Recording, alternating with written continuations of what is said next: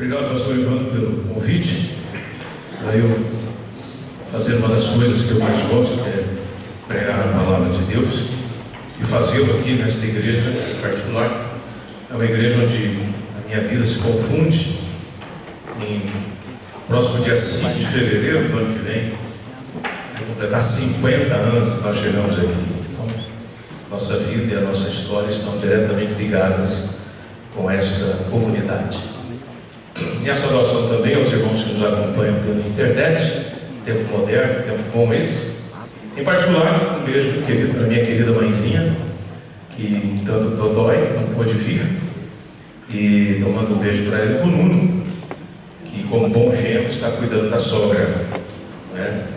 Então, e para os demais que nos acompanham. Antes de ministrar a palavra, eu gostaria de compartilhar algumas bênçãos rapidamente com os irmãos.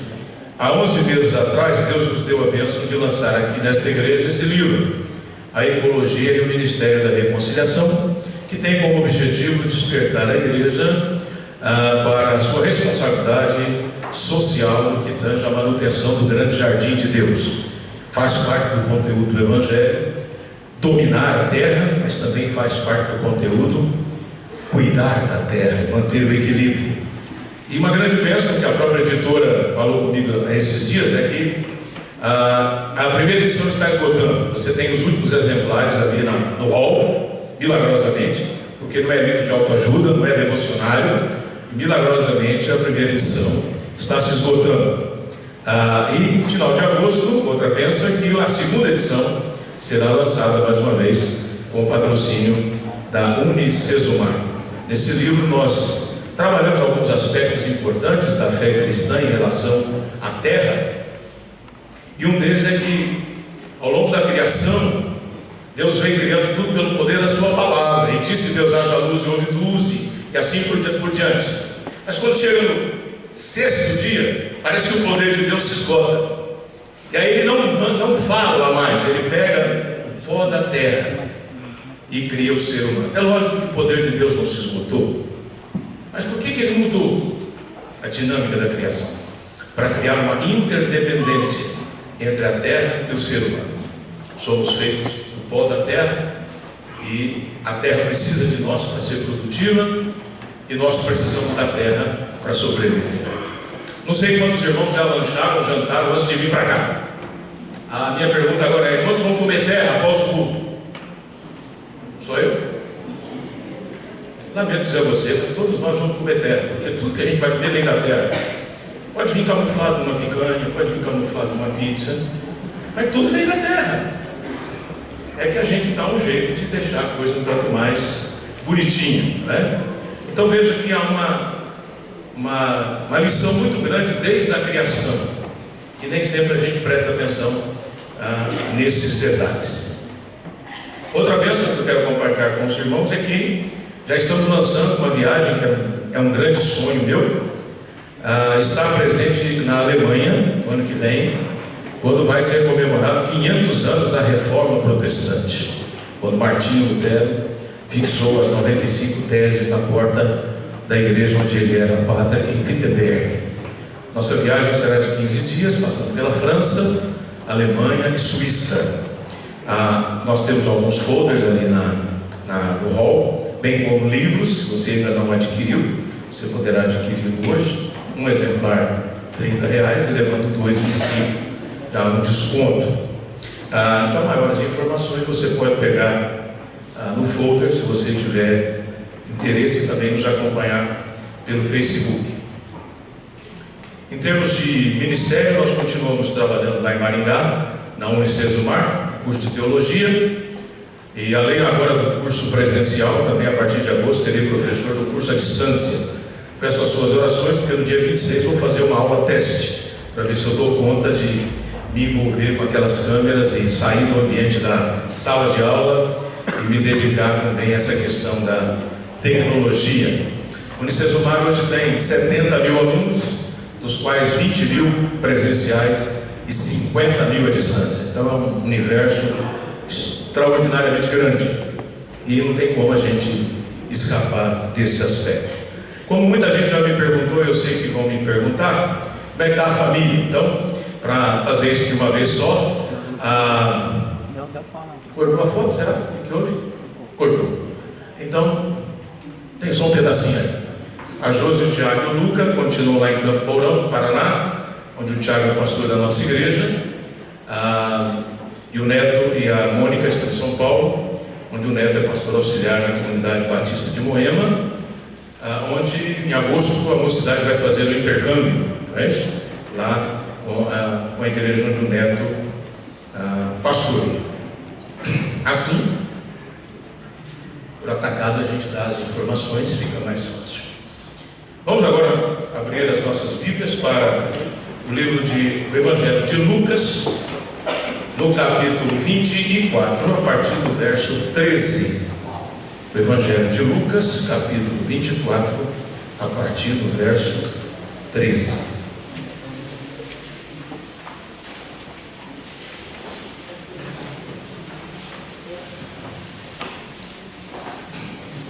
Esqueci de mencionar que também continuo como pastor colaborador na IPI de Irapozinho, ao lado do pastor Osmar. Não estarei lá na celebração, porque Deus tem me dado de fato uma bênção de uma agenda cheia para o ministério itinerante.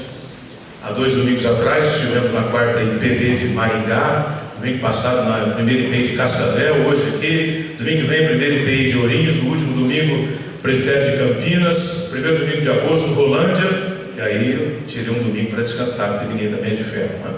Então, graças a Deus a gente tem tido o privilégio de visitar várias igrejas e poder repartir da palavra de Deus. Evangelho de Lucas, capítulo 24, a partir do verso 13. Naquele mesmo dia, 2 deles estavam indo para um povoado chamado Emaús, a 11 quilômetros de Jerusalém. No caminho conversavam a respeito de tudo o que havia acontecido. Enquanto conversavam e discutiam, o próprio Jesus se aproximou e começou a caminhar com eles, mas os olhos deles foram impedidos de reconhecê-lo. Ele lhes perguntou: sobre o que vocês estão discutindo enquanto caminham? Eles pararam, com os rostos entristecidos. Um deles perguntou-lhe: você é o único visitante em Jerusalém que não sabe das coisas que ali aconteceram nesses dias? Que coisas? Perguntou ele. O que aconteceu com Jesus de Nazaré? Responderam eles. Ele era um profeta, poderoso em palavras e em obras diante de Deus e de todo o povo. Os chefes dos sacerdotes e as nossas autoridades o entregaram para ser condenado à morte e o crucificaram. E nós esperávamos que era ele que ia trazer a redenção a Israel. E hoje é o 3º dia desde que tudo isso aconteceu.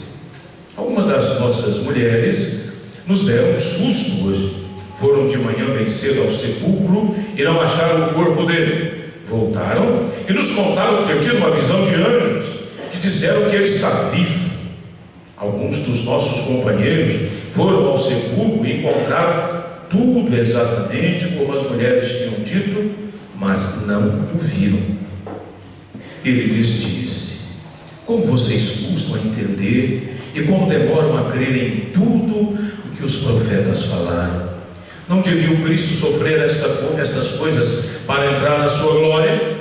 E começando por Moisés e todos os profetas, explicou-lhes o que constava a respeito dele em todas as Escrituras. Ao se aproximarem do povoado para o qual estavam indo, Jesus fez como quem ia mais adiante, mas eles insistiram muito com ele, dizendo: fique conosco, porque já é tarde e o dia declina. Então ele entrou para ficar com eles. Quando estava à mesa com eles, tomou o pão, deu graças, partiu e deu a eles. Então os olhos deles foram abertos e o reconheceram, e ele desapareceu da vista deles. Perguntaram-se um ao outro: não estava queimando o nosso coração enquanto ele nos falava do caminho e nos expunha as Escrituras? Levantaram-se e voltaram imediatamente para Jerusalém. Ali encontraram os 11 os que estavam com eles reunidos, que diziam: é verdade, o Senhor ressuscitou e apareceu a Simão.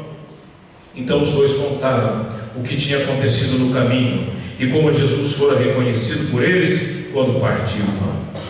Enquanto falavam sobre isso, o próprio Jesus apresentou-se entre eles e lhes disse: paz seja com vocês. Eles ficaram assustados e com medo, pensando que estavam vendo um espírito. Ele lhes disse: por que vocês estão perturbados? E por que se levantam dúvidas no coração de vocês? Vejam as minhas mãos e os meus pés. Sou eu mesmo. Toquem-me e vejam. Um espírito não tem carne nem ossos, como vocês estão vendo que eu tenho. Tendo dito isso, mostrou-lhe as mãos e os pés.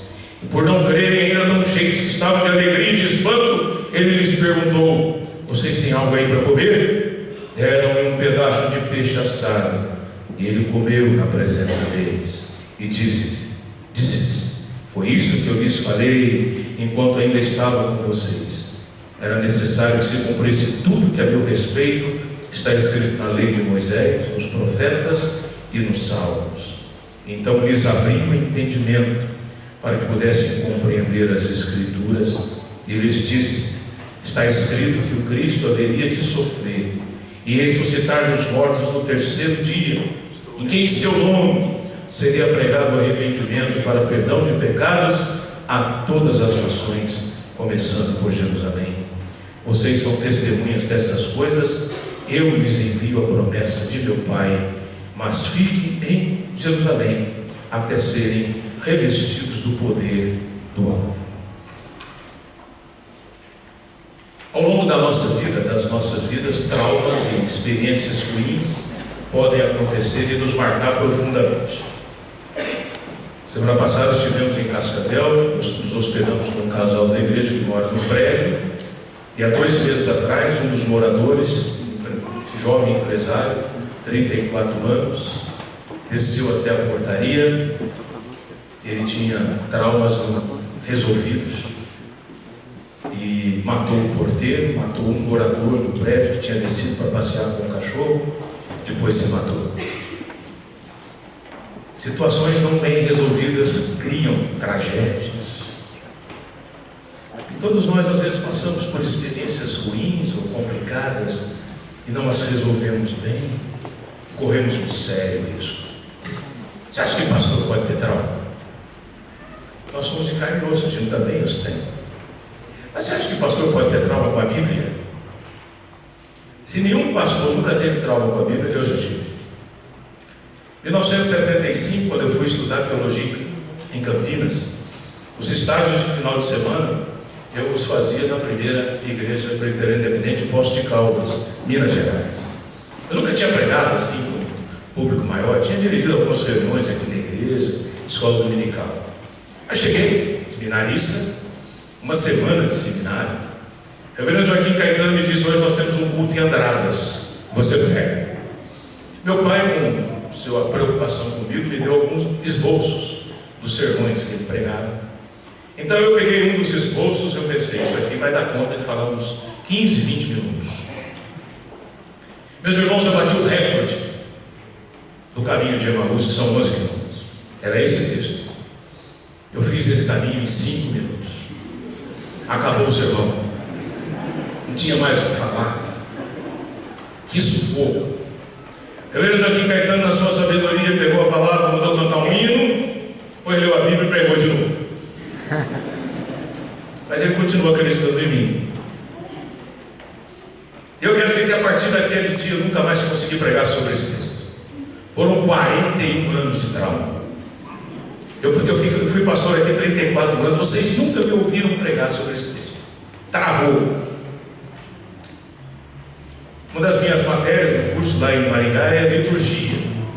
Eu procuro caminhar um pouco no calendário litúrgico cristão, resgatando alguns momentos da vida cristã, do calendário, nem sempre observados pelas igrejas, especialmente as evangélicas. Por exemplo, nós comemoramos Natal e Páscoa, em geral, no calendário. Esquecemos de outras datas muito importantes. E, infelizmente, parece que a gente só se lembra de Natal e Páscoa porque o comércio nos faz lembrar. Eu tenho 15 alunos no terceiro ano, 14 evangélicos e um católico. A única igreja que celebrou o dia de Pentecostes dos 15 foi a católica. Nós esquecemos algumas datas. E eu então fiz um desafio para os meus alunos fazerem um estudo bíblico em algum dos textos desde a ressurreição até a ascensão. 40 dias. O que aconteceu nesses 40 dias? E um dos acontecimentos dos 40 dias é o texto de Caminho de Emaús. E aquilo me cutucou, porque eu pensei, eu estou pedindo para eles, mas eu mesmo nunca fiz. E eu resolvi romper com o trauma e estudar esse texto. E eu fiz, não muito tempo atrás. E ao fazê-lo, a maneira como Deus falou comigo e como eu vi esse texto, foi um momento de terapia, de cuidado de Jesus com aqueles discípulos que estavam sem rumo, depressivos, entristecidos. E naquela caminhada terapêutica, Jesus foi restaurando e vai resgatando posteriormente o ânimo, a fé e a disposição. Foi com isso com esse olhar que eu me debrucei sobre esse texto, e ele me fez de fato uma grande terapia, me curou do trauma de 46 anos atrás. O contexto do texto nos aponta então que é o momento pós-ressurreição. Jesus morre na sexta, ressuscita no domingo, uma série de aparições para as mulheres, para Pedro, aquela correria toda no domingo. Final da tarde, possivelmente aqueles homens vão para uma aldeia próxima chamada Emaús, 11 quilômetros, estão entristecidos. Uma terceira pessoa chega, começa a conversar, eles nem desconfiam quem é, não reconhecem. O papo vai até que chega em Emaús. Final da tarde, Jesus faz menção de adiante, aquele convite educado e bonito: fica conosco, porque já é tarde, o dia declina. E então Jesus entrou para ficar com eles, e aí toda uma situação interessantíssima vai acontecer. Portanto, o que eu gostaria de estudar com os irmãos nesta noite é sobre o seguinte tema: a terapia no caminho de Emaús. A terapia no caminho de Emaús. E a gente podendo aplicar esse caminho de Emaús aos diferentes caminhos da nossa vida. O primeiro aspecto dessa terapia que eu pude encontrar no texto foi a abertura do coração dos discípulos. A importância que pelo menos os dois estavam conversando. A conversa não estava boa, não estava animada. É como às vezes a gente conversa hoje sobre a crise brasileira. Um fala daqui, pior, o outro dali, o outro triplica a situação pior. Parece que não tem escapatória, a coisa não é boa. A gente precisa conversar. Há uma terceira pessoa que chega, no caso Jesus, e aí dá a oportunidade desse coração abrir-se ainda mais. De repente Jesus chega e pergunta: o que vocês estão conversando? O que preocupa vocês? E a reação natural dos discípulos é essa: você não está sabendo? Só você que não sabe. Geralmente quem está passando por uma depressão ou um problema acha que todo mundo sabe do problema que ele está passando. Então se assustam quando às vezes a gente pergunta: mas o que está acontecendo?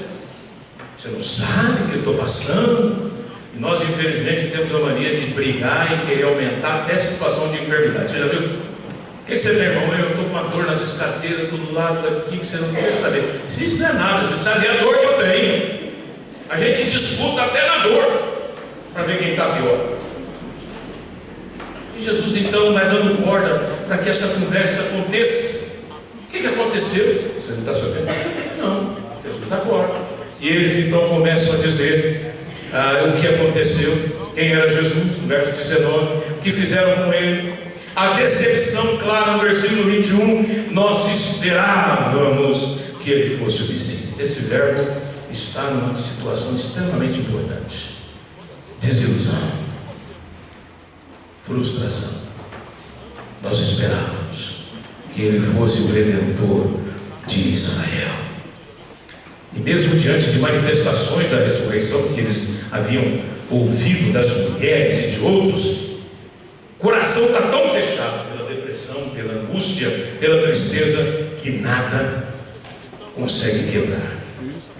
O pastor Namon Mendes, que foi pastor da nossa igreja de Maringá há muitos anos, escreveu um interessante livro chamado Igreja, Comunidade Terapêutica, a importância de nós estarmos juntos uns aos outros. E quando eu estava estudando esse texto, pastor Evandro, eu me lembrei de 1998, quando a gente começou a pensar em células. E uma das aulas fundamentais que me ajudou muito a crer nesse processo foi uma aula chamada Uns aos Outros.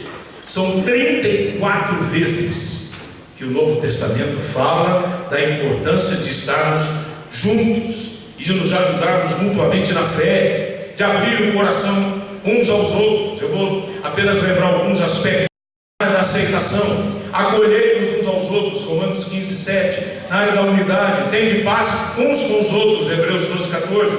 Na área da submissão, sujeitai-vos uns aos outros no temor do Senhor, Efésios 5, 21. Na área da proibição, não mordais uns aos outros. Eu fiquei preocupado com isso, Gálatas 5, 15. Você imagina o que estava acontecendo na Galácia, gente? Não mordais uns aos outros. Ela estava parada. E olha que nós estamos numa igreja primitiva, cheia do Espírito, e já tinha umas coisas complicadas acontecendo. Na área da edificação, orai uns pelos outros. Na área da comunhão, servir uns aos outros. Como é bom participar, pertencer ao povo de Deus. Uma das lições mais preciosas desses uns aos outros foi uma tarde, quando eu fui ao hospital da criança visitar um menino da igreja que estava doente.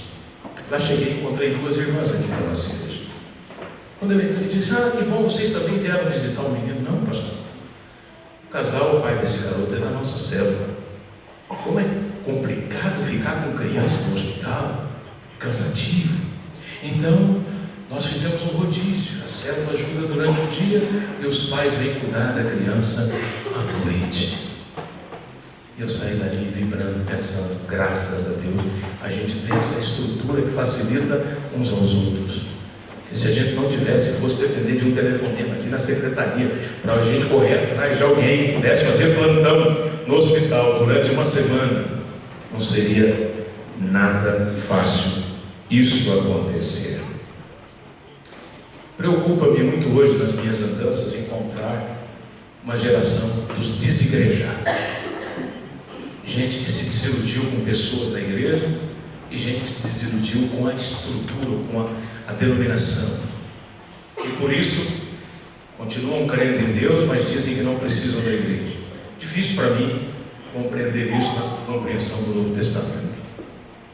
Se a igreja não fosse importante, Jesus não a teria instituído. Por isso, para mim, é incompreensível que alguém que diga que crê em Deus, que serve a Jesus, não se envolve com o seu povo. E essa geração de desigrejados e gente que se frustrou com pessoas, com a instituição, vai crescendo. Gente, isso não é novidade. A igreja é um reflexo da sociedade. Tantas pessoas e tantas instituições da nossa sociedade trazem frustrações para nós. Estamos vendo aí os escândalos de pessoas e daí das instituições no país. Mas nem por isso a gente deixa de ser brasileiro.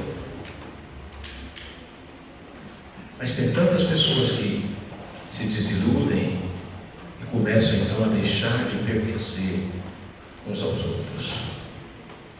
Lá em Campinas, um pastor amigo nosso de carga grande, muito amigo do pastor William, há anos atrás começou a plantar uma igreja alternativa, vamos dizer assim. Alternativa na liturgia, alternativa no modus operandi e tudo mais. No começo desse ano, um irmão que estava lá presente num culto me contou o seguinte: aquela igreja começou a receber muitos desigrejados. Gente que teve algum problema em alguma igreja, parou de ir na sua igreja e passou a ir lá apenas para assistir os cultos. E aquilo foi lotando, uma palavra boa, um clima bom, um ambiente bom, uma música boa. Quem não quer? Mas no começo desse ano, o Ricardo deu uma palavra dura, dizendo o seguinte: você que é de outra igreja e saiu de lá meio encrencado, vá lá acertar a sua vida. E depois, se você quiser vir para cá, peça a sua transferência. Mas venha para trabalhar. Agora, a gente prefere que você vá e fique na sua igreja. O pessoal passou esse jeito. Porque ele percebeu que muita da sua assistência era de pessoas que estavam apenas consumindo a fé, sem nenhum compromisso com aquela comunidade. Não os expulsou, logicamente. Disse: quer vir para cá? Então acerte a sua vida, arrume sua vida espiritual direitinho, conserte as coisas que precisam ser consertadas com a sua igreja, depois você vem para cá. Mas antes disso, não. O fato é, irmãos, que Me preocupo com essa geração, porque para mim eles cometem o pecado do orgulho espiritual. Parece que são importantes demais, são sabidos demais para sentar ao meu lado ou ao seu lado. Acham que não tem nada que aprender comigo, com você. E por isso, deixam a igreja de lado. Uma das razões pelas quais eu e você nunca devemos fazer isso é porque Jesus nunca deixou e vai deixar a sua igreja. Então, se Ele nunca deixou e não vai deixar, nós também não temos o direito. Eu estou falando aqui só de placa denominacional. Jesus só tem uma igreja no mundo, mas você tem que estar inserido em alguma, ainda que seja em algumas que tem uns nomes meio atrapalhados. Quando eu levava a Leia para dar aula lá num bairro longe lá, tinha uma igreja que eu achava muito interessante o nome, Igreja Evangélica Aqui Jesus é Diferente. Eu achava interessante esse nome. Em termos de marketing, é muito bom você pensar. E vende uma ideia e passa uma ideia. Aqui Jesus é diferente. Mas Jesus só tem uma igreja. Mas é importante que você esteja envolvido com o povo de Deus, para que você experimente essa comunhão terapêutica que os discípulos viveram naquele domingo, conversando um com o outro, depois com o terceiro que chegou. Foi essa leitura que eu consegui fazer desse texto para a minha vida. E a importância de participar do povo de Deus. Cascavel, domingo passado à noite, achei interessante, o irmão me disse: qual é a sua igreja de referência? Que bom que ele me perguntou isso. Eu disse: a minha igreja de referência é IPI Pirapozinho, onde eu sou pastor colaborador. Anos atrás, quando nós nos reunimos lá em cima, sou presbítero Dalto Camargo, grande irmão, muito doente hoje, mais de 90 anos, não reconhece mais ninguém, está lá no litoral do Paraná com a sua filha. O presbítero Dalto Camargo subiu ao púlpito e falou: pastor Paulo, tem um pastor chileno e ele quer dar uma palavra. Falei: não vai falar não. Que isso, pastor? Não vai falar. Não deixei falar. Terminou o culto, ele se apresentou e tal. Falei: e qual é a igreja que você pertence no Chile? Eu não pertenço a igreja nenhuma, eu sou só de Jesus. Mas quem te dá uma certa cobertura espiritual para eu saber uma referência da sua? Não, eu só pertenço a Jesus, e Jesus me mandou, eu só pertenci a Ele. Interessante, então Jesus não mandou eu dar a palavra para você em momento algum. Ele ficou meio bravo. O presbítero Paulo ficou ali olhando do lado. Domingo de manhã, segunda-feira de manhã, esse homem entrou na nossa secretaria para assaltar a nossa secretaria. Tem gente que quer viver sem compromisso nenhum, sem comunhão nenhuma, sem experimentar uns aos outros. Irmãos, não é fácil viver uns com os outros. Tem alguma família perfeita aqui? Levanta a mão. Não tem. Os irmãos são normais, continuam normais. Que bom. Agora, se na nossa família sanguínea, que a gente tem laços assim fortes, as coisas nem sempre vão bem. Você imagina a vida da igreja, cada um vem com a sua história, com as suas experiências. Nós temos que aprender a conviver uns com os outros. Então, para mim, nesse caminho de irmãos, nessa terapia, um dos aspectos importantes é abrir o coração, ter pessoas na comunhão do povo de Deus, repartir a vida, tanto nos momentos bons, como também nos momentos mais difíceis. A segunda lição que eu pude trazer para a minha própria vida e trago para os irmãos é que nós temos também as intervenções do terapeuta. Vamos ver Jesus aqui, a pessoa de Jesus, como um terapeuta. Ele entra na história, vai dando corda na conversa, como todo terapeuta faz, para poder ir descobrindo as coisas. No versículo 25, Jesus diz: olha, vocês não estão lembrados do que está escrito a respeito de Jesus? E explanando, começando por Moisés, passando pelos profetas, pelos salmos, relembrou o que havia na Escritura a respeito de Jesus, ainda que eles não o reconhecessem. Meus irmãos, eu percebo que a palavra de Deus é a grande ferramenta do terapeuta Jesus de Nazaré para lidar conosco. Ele faz as intervenções, como ele fez naquele dia com os discípulos, trazendo a palavra. E é interessante que os discípulos, quando vão se lembrar depois de reconhecerem Jesus? Se lembram do quê? Não nos ardia o coração enquanto Ele nos expunha as Escrituras?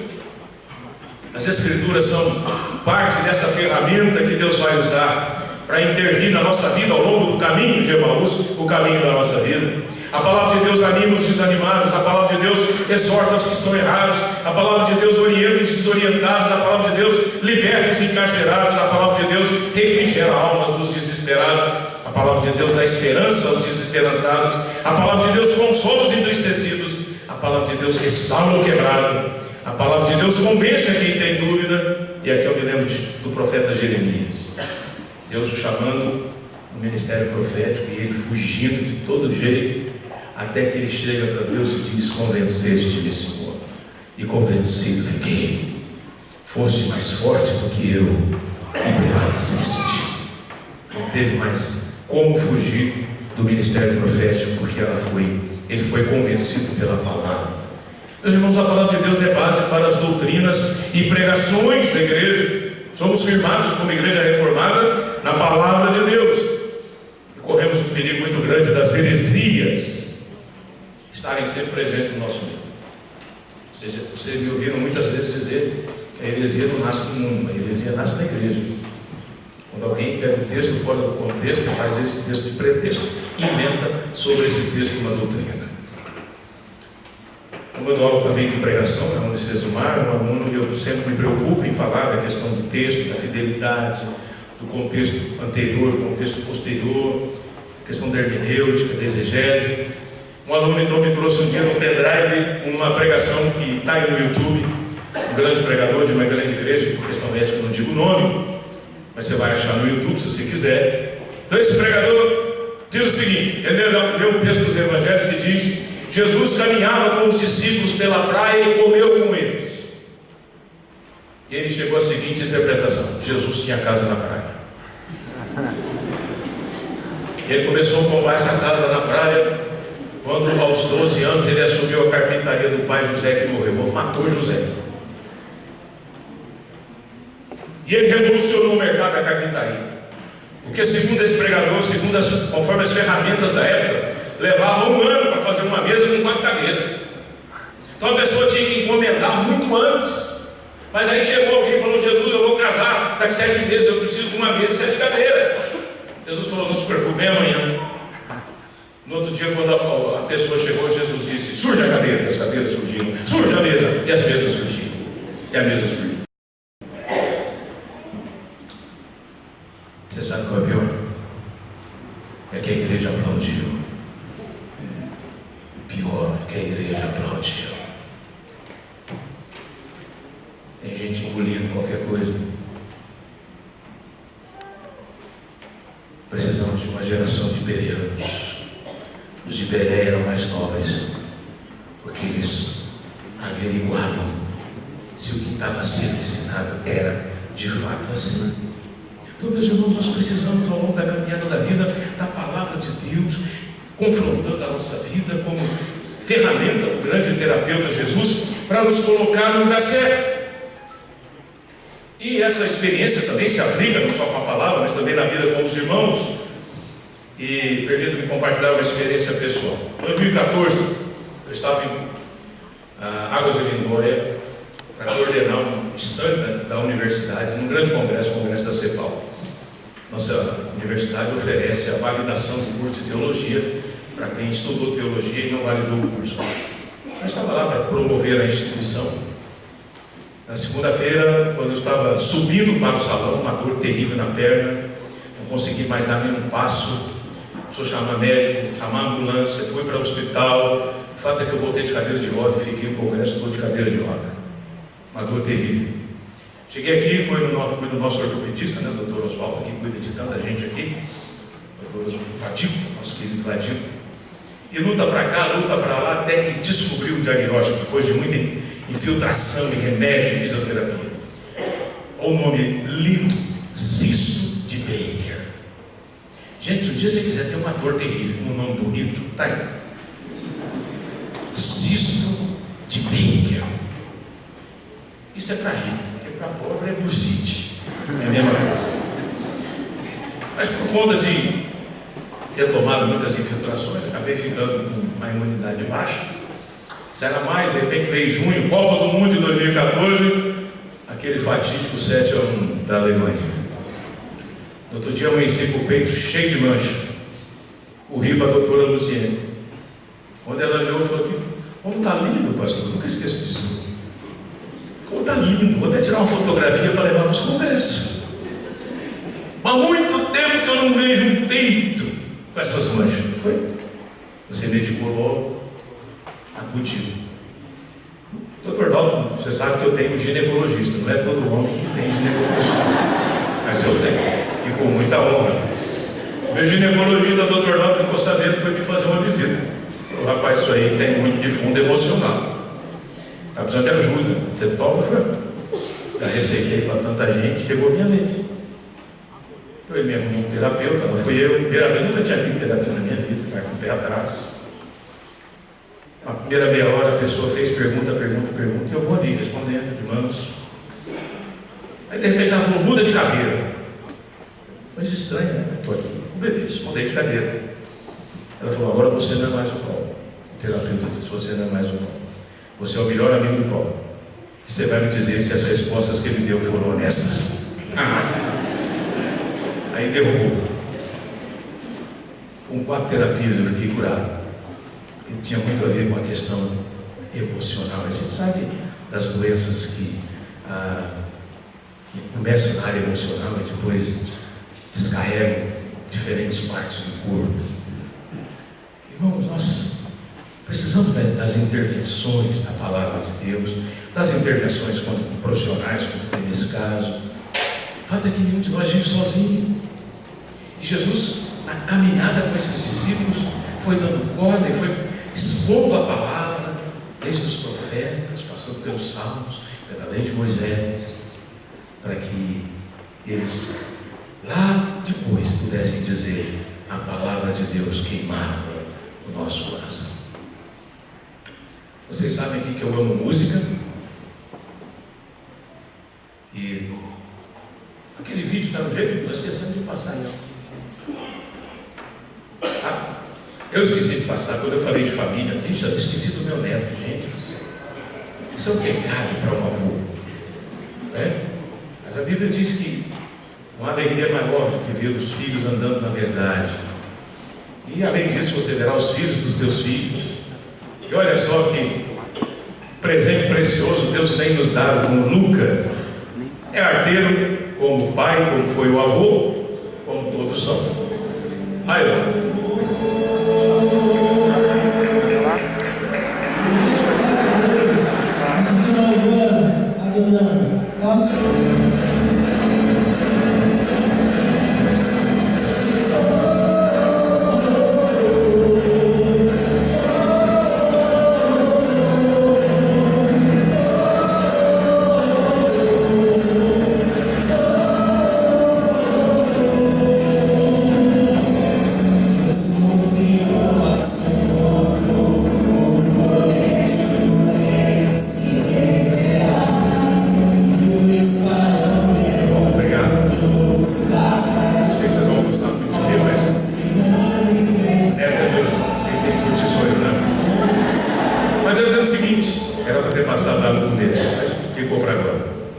Você sabe como eu gosto de música, e a música é fundamental para a fé cristã.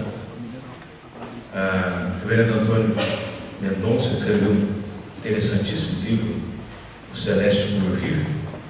Ele diz que você quer conhecer a fé de um povo, a teologia que um povo tem, analisa os cânticos que eles estão cantando. A fé cantada é muito especial, nós precisamos dela.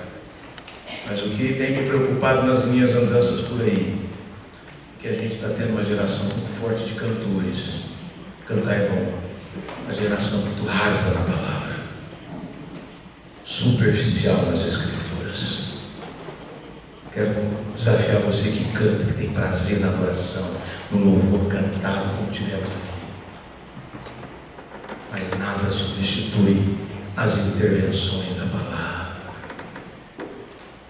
Por isso, amem estudar a palavra, amem permitir que ela intervenha na sua vida. Finalmente, olhando para esse texto, quebrando o meu trauma, além daquela primeira lição, onde os discípulos abrem o coração uns com os outros, além dessa segunda lição, onde há as intervenções do terapeuta, especialmente pela palavra, me veio também ao coração uma última situação que acontece na terapia do caminho de Emaús, que é uma presença transformadora. A presença transformadora de Jesus. Vejam bem, chegam em Emaús, Jesus faz menção que vai adiante, eles fazem aquele convite: fique conosco porque é tarde, o dia declina, os perigos de viajar à noite e tantas outras coisas. Jesus aceita o convite e entra na intimidade da casa. Eu gosto de ler a Bíblia com imaginação. 11 quilômetros de caminhada. Chega, Jesus senta no sofá, não sei se está na hora do Fantástico, a Dona Maria está lá tentando arrumar as coisas para comer, né? A mulher do Cleópas, a gente sabe de um chamado Cleópas. Enfim, aquele ambiente de intimidade. Quando chega então a hora da refeição, era costume dos judeus que o visitante partisse o pão e desse graças. Por isso que Jesus partiu o pão e deu graças. Todo mundo reunido ao redor da mesa, Jesus então dá graças e parte o pão. E ao fazê-lo, e os discípulos o reconhecem, e quando tentam chegar e pegar ele, desaparece. Pum! Esse é um dos aspectos do corpo glorificado. E eu creio que, se nós queremos estudar o que é corpo glorificado, depois do arrebatamento da igreja, quando estaremos sempre com o Senhor, a medida é o corpo de Jesus. O que aconteceu com ele é o que vai acontecer com o nosso corpo glorificado. De repente ele desapareceu, sem abrir porta, sem fechar porta, né? Uma coisa meio fantasmagórica. Eu não sei explicar direito isso, mas os teólogos aqui presentes, os irmãos, dão conta. Depois vocês podem perguntar para eles aí. Ainda mais o pastor Osni, que está novinho, sei lá, saiu do seminário agora, e está com tudo isso na cabeça, direitinho. E aí os dois discípulos olham para o outro e falam: era ele. Não nos ardia o coração quando ele nos expunha as Escrituras? E o que é que esses dois fazem? Meus irmãos, é noite de domingo, já viajaram 11 quilômetros. É bom a gente dormir, ligar o ar-condicionado, refrescar um pouco. Amanhã cedo a gente vai para Jerusalém. Foi isso? Não. Ainda à noite, voltaram 11 quilômetros, enfrentando todos os perigos pelos quais eles não quiseram que Jesus passasse. E essa presença transformadora de Jesus faz com que a palavra falada anteriormente seja relembrada, como que esteja queimando o coração. Eu tenho visto que muita gente se converte, mas a primeira semente foi lançada há 30 anos atrás, e de repente aquela semente queima o coração, e aí a pessoa, através de uma outra situação de vida, acaba confirmando a sua fé. Essa presença transforma desilusão em esperança. Eu já tinha dado ênfase no verbo. Nós esperávamos, que decepção, que frustração, 3 anos seguindo esse homem, a gente esperava que ele mudasse a história, e ele não mudou e morreu. Nós esperávamos, e essa presença transformadora de Jesus muda a perspectiva. Não, nós não vamos esperar porque ele está vivo. Transforma o cansaço em ânimo, voltam para Jerusalém. Transforma o medo em intrepidez, mesmo com os perigos da noite, eles voltam. Transforma a morte em ressurreição. Eles retornam para Jerusalém para dar uma única notícia: ele ressuscitou. Essa é a notícia que eles têm para dar. E ao chegarem lá, recebem a informação que isso havia acontecido, que outros já haviam visto a Jesus. Essa presença transforma a dúvida em convicção. Veja bem, de repente está todo mundo conversando, Jesus entra na sala e fala: paz do Senhor, seja convosco. Mais uma vez ele entrou sem abrir a porta. Todo mundo ficou assustado. O homem está aqui. Ainda duvidado. Jesus escuta: eu não sou fantasma. Quer pegar na mão, quer pegar no pé. Todo mundo assustado. Vocês não se lembram de tudo aquilo que eu lhes disse enquanto estive convosco? E aí eles estavam assustados de Jesus. Então parece que para quebrar o gelo, querendo começar uma reunião de célula, quem sabe, virou e disse para eles: vocês pegaram para comer? Gente, eu posso dizer aqui pela minha imaginação, Jesus morreu na sexta. A última refeição dele foi quinta-feira, na ceia. Sexta, sábado, domingo, sem comer nada. Acordou de manhã, aquele furdúncio todo da ressurreição se manifestando para todo mundo, para lá e para cá. Anda 11 quilômetros a pé, irmão. Na hora que vai comer, ele sono. Parte o pão e sono. Aí no outro dia cedo, enquanto os discípulos estão reunidos, ele aparece. Eu acho que aí a fome bateu. Ele diz: tem nada aí para comer? Outra coisa interessante que para mim, se você não acreditar, não crê nisso, não estou aqui para fazer isso, para falar sobre isso agora. Mas você sabe que nós vamos comer no céu? Olha para esse texto. Jesus está com o corpo glorificado. Tem nada para comer. E aí, Paulo, quando vocês estavam cantando aqui, eu tenho uma casa na bela cidade, eu como gordinho fiquei pensando: eu vou comer na bela cidade. Ah, vou. Você está rindo que você vai passar a eternidade de jejum? Eu não vou. Aqui, esse é um dos textos mais claros sobre essa vida lá na eternidade. Irmãos, eu gosto de pensar assim: nós vamos viver o tempo todo lá. Então um dia, com certeza a gente vai se encontrar com Jesus, vamos vê-lo lá no trono, mas ele também vai caminhar conosco. Eu penso que eu vou pedir para ele um dia a gente sentar na beira do rio, que tem lá. Ele fazia aquele peixinho que ele fez para os discípulos lá na pesca maravilhosa, aquele peixe assado na pedra. Quem já comeu aqui perto de Paraguaçu bacalhau na telha, lá em Conceição, sabe quanto é bom um peixinho feito dessa maneira. Meus irmãos, essa presença de Jesus é transformadora. De repente uma comida comum se transforma numa grande celebração, transforma a falta de entendimento. Veja o versículo 45: então lhes abriu o entendimento para que pudessem compreender as Escrituras. A presença de Jesus muda a nossa compreensão sobre a vida, sobre Ele, sobre a palavra, sobre a igreja. Não é questão de saber, de sentir a presença de Jesus. Ninguém aqui tem um sintômetro para medir se você está sentindo ou não. Existem alguns pastores que tentam, infelizmente, manipular seu auditório e dizem: ele está aqui. Ninguém precisa dizer isso, eu não preciso dizer isso, sabe? Porque a promessa dele diz que ele está aqui. Posso ouvir um amém? Amém. Ele está aqui, ele prometeu estar aqui. Prometeu estar conosco todos os dias, até a consumação dos séculos. Então a gente não precisa manipular o auditório, não precisa criar um clima. Ele está aqui, está dentro. Ele está sempre aqui, porque ele é onipresente. Ele está presente em todo lugar. Essa presença transformadora nos enche de autoridade em alguns momentos complicados da vida. Em 97 eu tive o privilégio de participar de um intercâmbio presbiteriano Brasil-Coreia, conhecer as igrejas evangélicas na Coreia do Sul, lá em Seul.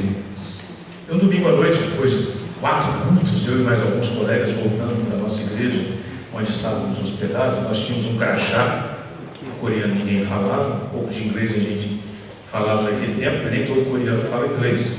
Então estava escrito em coreano que nós éramos pastores, Moksanin. E aí no metrô, a gente pendurava lá, porque lá também lota metrô.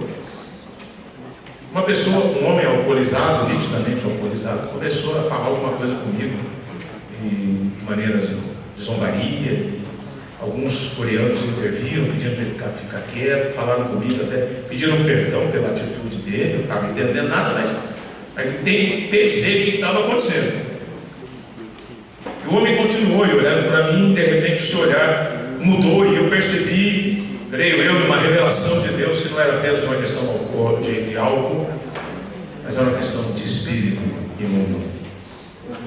E naquela hora, mesmo sem falar coreano, eu me enchi da autoridade do nome de Jesus, virei para aquele homem e disse: em nome de Jesus, cala a boca. E ele calou. Eu não sei se de demônio coreano entende português. Mas uma coisa eu sei, demônio de qualquer lugar do mundo sabe da autoridade do nome de Jesus. A presença de Jesus transforma.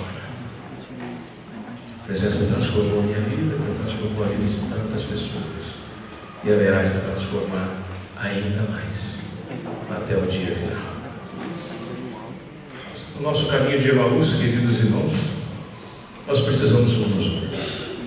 Precisamos aprender a abrir o coração, falar das nossas frustrações. Precisamos aprender a ouvir a palavra, mesmo naquele momento ela não produz um efeito imediato. Precisamos acreditar que Deus vai intervir. Como um bom terapeuta, Ele vai intervir, especialmente com a sua palavra. Mas acima de tudo, Ele vai agir com a sua presença transformadora. Presença que muda tudo. Em cima desse texto há belos cânticos, lindos cânticos. O que mais me toca foi um escrito pelo reverendo Toniel Mota, um dos pastores que ajudou a organizar a nossa igreja, que vai completar agora 113 anos. O Toniel Mota foi professor do meu pai no seminário. Era professor também da USP, um homem extremamente letrado, capacitado. E de repente, naquele período, sua única filha contraiu tuberculose. E foi nesse contexto que ele escreveu a letra desse hino que nós vamos cantar daqui a pouco. A música é de outro hino, que foi adaptado a esse hino. Muitos de nós aqui já cantou esse hino nos corais da vida. E nesse momento, se você sabe fazer o tenor, o baixo, o contralto, o soprano, onde você estiver, quero convidar você a cantar conosco, pensando nessa oração que esse homem fez diante de tanta situação da vida, especialmente essa tão dramática. Ele encerra a sua poesia dizendo: breve a noite desce, noite de Emaús, e meu ser carece de te ver, Jesus. Companheiro amigo, ao meu lado vem, fica, ó Deus, comigo, infinito bem. Mesmo assentados, vamos cantar.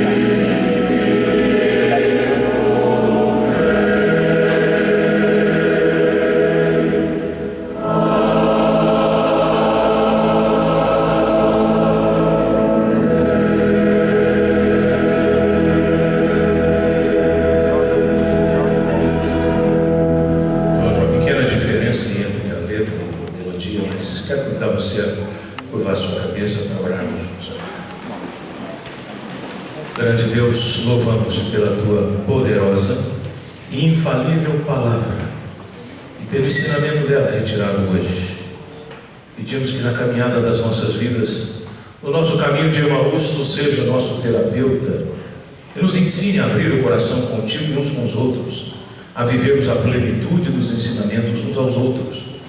Que a tua palavra intervenha em nossas vidas poderosamente, que sejamos uma igreja estudiosa, zelosa e profunda nas Escrituras. Que a tua presença transformadora seja sempre conosco, transformando nossas perspectivas da vida. Assim como teu servo Daniel Mota orou no passado, nós também oramos hoje. Quando passarmos pelo vale escuro, queremos te seguir, Jesus, e cremos que seremos seguros por ti e veremos a tua luz. No nosso passo incerto, tu dirigirás, e ao sentir-te perto, nunca perderemos a paz. Ah, Senhor, os espinhos tantos que nos vêm sangrar são remédios santos para nos curar. Onde existe a graça do bondoso Deus, tudo o que se passa nos conduz aos céus. Não há dor que seja sem divino fim. Faz, ó Deus, que a igreja compreenda assim, e apesar das trevas possa ver, Senhor, que tu mesmo a levas com imenso amor. Senhor, pode ser que muitos de nós aqui presentes, ou daqueles que nos assistem à distância, vamos enfrentar algum tempo difícil, como aquela noite, e o nosso ser carece de te ver, Jesus. Tu és nosso companheiro, amigo, ao nosso lado vem. Fica, ó Deus, conosco, infinito bem, em nome de Jesus. Nas minhas andanças por aí, geralmente encerro minha participação declarando uma declaração de fé que tantas e tantas vezes declaramos aqui com os irmãos. Eu creio que vocês se lembram qual é. Quem vive? Quem vive? Ao seu nome. Ao seu nome e ao seu povo. Ao seu povo. Deus abençoe. Muito obrigado pelo privilégio.